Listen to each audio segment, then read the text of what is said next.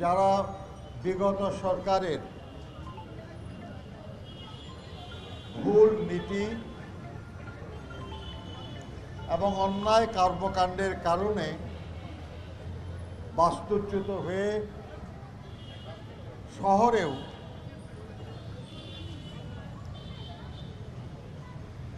খুব দরিদ্র জীবন যাপন করছে, তাদের জন্য কাজ করছে। আজকে এখন যারা শীত বস্ত্র নেবেন, হয়তো তারাও গ্রামে কৃষির সঙ্গে যুক্ত ছিলেন, থাকতে পারেন নাই। জীবিকার জন্য তারা শহরে এসেছেন, এখানেও তারা কষ্টে আছেন। তাদের জীবন জীবিকা হুমকির মুখে। তারা কোথাও থাকলে সৌন্দর্য বৃদ্ধির নামে তাদেরকে তাদের থাকার জায়গা ভেঙে দেওয়া হয়। ফুটপাতে ঘুমাতে গেলেও বেআইনি কাজ বলে উঠে দেওয়া হয়।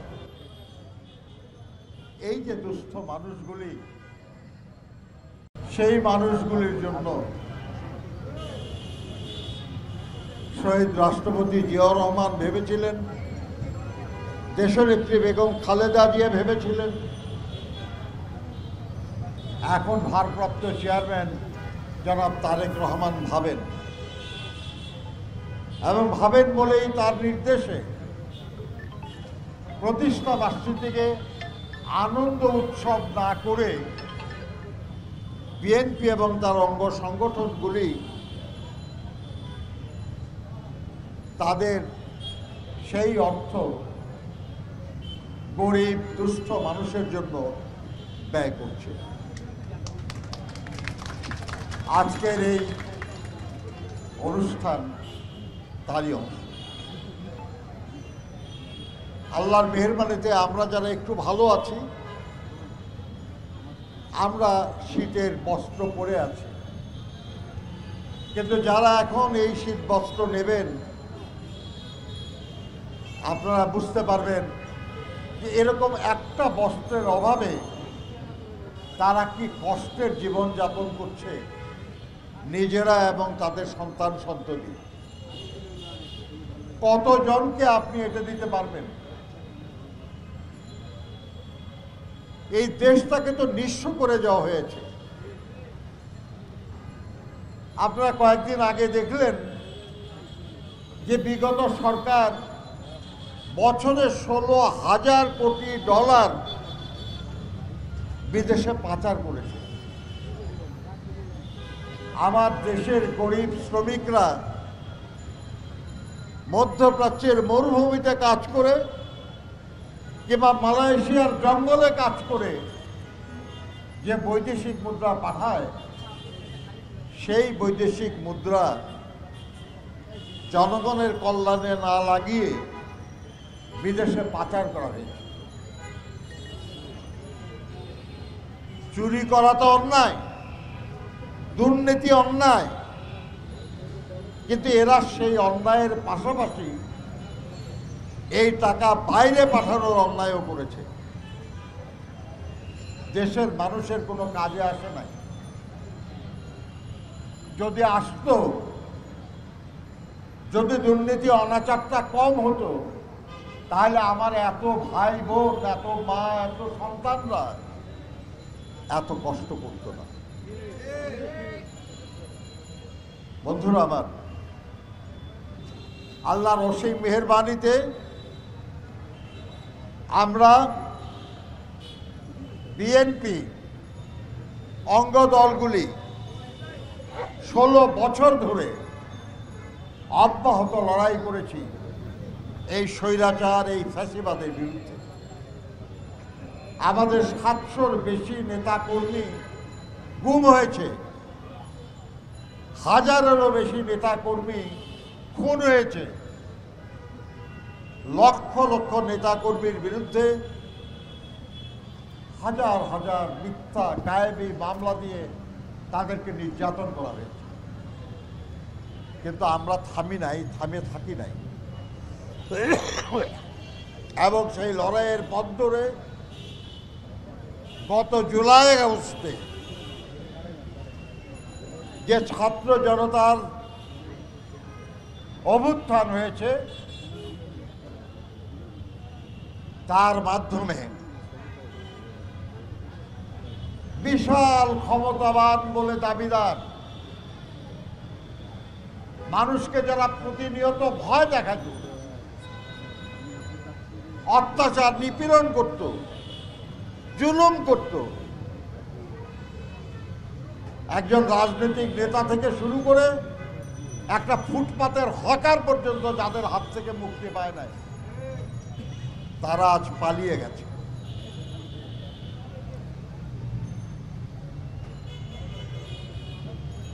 এখন যারা দায়িত্বে আছেন, সরকারে আছেন, তারা জোর করে ক্ষমতা দখল করে নাই। আমরা এদেশের জনগণ, আমরা তাদেরকে দায়িত্ব দিয়েছি। আমরা তাদের দায়িত্ব দিয়েছি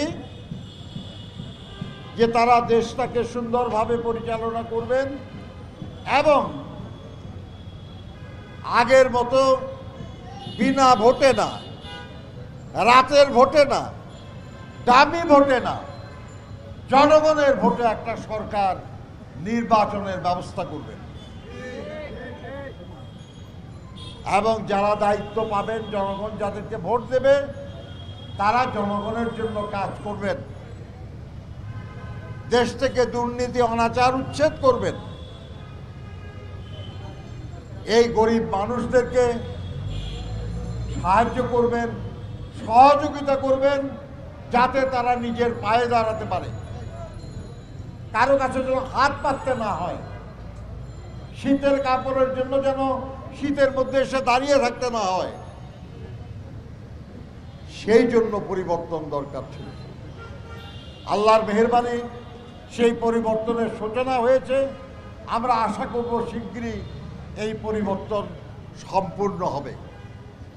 আমরা ফ্যাসিবাদের পতন ঘটিয়েছি, কিন্তু গণতন্ত্র এখনো পুনঃপ্রতিষ্ঠা করতে পারি নাই।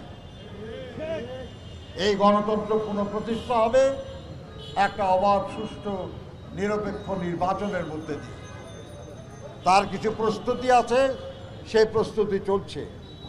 আমরা আশা করব যত দ্রুত সম্ভব সেই প্রস্তুতি শেষে জনগণের কাছে জনগণের ক্ষমতা ফিরিয়ে দেওয়া হবে। যারা আজকে দুস্থ মানুষ এখানে সহায়তার জন্য এসেছেন, আমি তাদের কাছে কৃতজ্ঞ যে আপনারা দয়া করে আপনাদের সেবা করার সুযোগ দিচ্ছেন আমাদের। আমাদের সহকর্মীরা যা করছে এটা কোনো দয়া না, এটা দায়িত্ব। আমরা এই দায়িত্ব পালন করছি। আমি আশা করব দেশের সব বিত্তবান মানুষ সবাই এই গরিব মানুষদের পক্ষে আসবেন।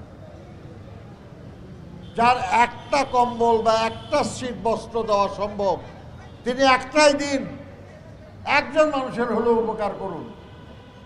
আল্লাহ অনেককে অনেক ক্ষমতা দিয়েছে, অনেক সুযোগ দিয়েছে, অনেক সামর্থ্য দিয়েছে, তারা আরো বেশি করে সাহায্য করুন। আমি কৃষক দলের নেতাকর্মীদের কাছে আমি ধন্যবাদ জানাতে চাই তাদের, যে তারা তাদের যা সামর্থ্য আছে তা দিয়েই এই কাজটা করছেন। সাংবাদিক বন্ধুরা, আপনারা আমাদের